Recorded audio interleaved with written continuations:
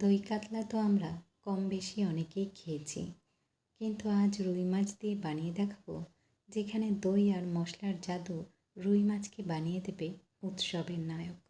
চলুন তাহলে বেশি দেরি না করে শুরু করা যাক আজকের রেসিপি।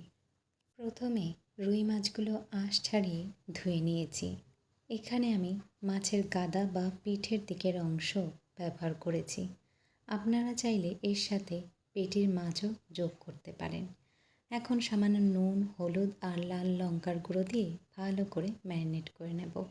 এরপর প্যানে পরিমাণ মতন মাছ ভাজার জন্য সর্ষের তেল দিয়ে দিয়েছি। তেলটা গরম হলে এর মধ্যে মাছের টুকরোগুলো দিয়ে হালকা করে ভেজে নেব। মাছগুলো যতক্ষণ ভাজা হচ্ছে ততক্ষণ কিছু মশলা তৈরি করে নিই। এখানে প্রথমে 1 টেবিল চামচ পোস্ত, 1 টেবিল চামচ চারমগজ আর 4টে গোটা কাজু বাদাম দিয়ে 10 মিনিটের জন্য জল দিয়ে ভিজিয়ে রাখবো। এতে মশলাটা বাটতে গিয়ে সুবিধা হবে। এরপর একটা মিক্সিং জার নিয়েছি, তার মধ্যে 4টে কাঁচা লঙ্কা, 4 কোয়া রসুন, 1 ইঞ্চি আদা আর 1 চা চামচ গোটা জিরে সামান্য জল দিয়ে মিহি করে বেটে নেব।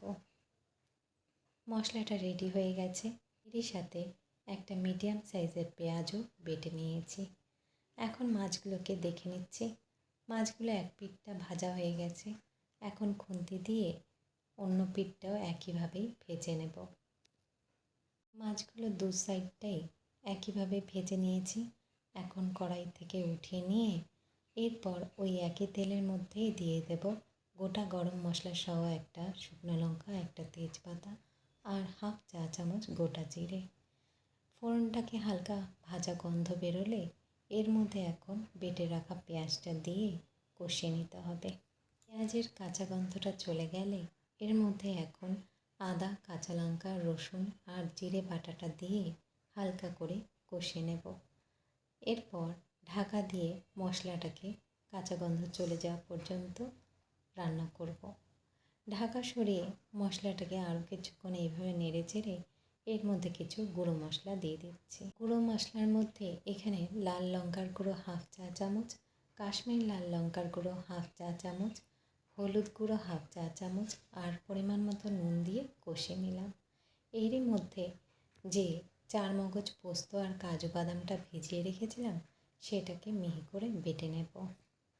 এবার কড়াইতে এই কাজু বাদাম, পোস্ত আর চারমগজ বাটাটা দিয়ে হালকা করে লো ফ্লেমে নেড়ে চেড়ে নেব।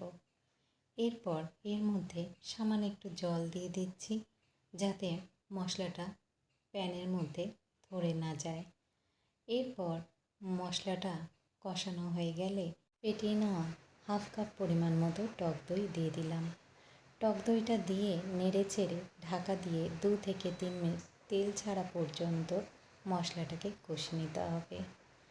দেখুন তেল ছেড়ে এসেছে।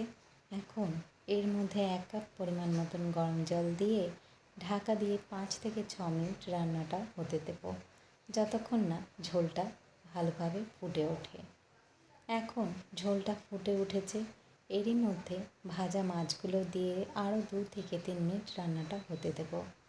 আপনারা এই রান্নায় মশলার পরিমাণটা কম বেশি আপনাদের নিজেদের অনুযায়ী রাখবেন। এখন সবশেষে হাফ চা চামচ গরম মশলা গুঁড়ো আর 1 চা চামচ ঘি দিয়ে রান্নাটা শেষ করব। এই রান্নায় আমি সামান্য একটু চিনি পরে যোগ করেছিলাম। দেখতে যেমন লোভনীয়, খেতেও কিন্তু তেমন অসাধারণ হয়েছে এই দই রুই। স্বাদের এই যাত্রা যদি ভালো লেগে থাকে তাহলে পরের রেসিপিতে আবার দেখা হবে। নমস্কার।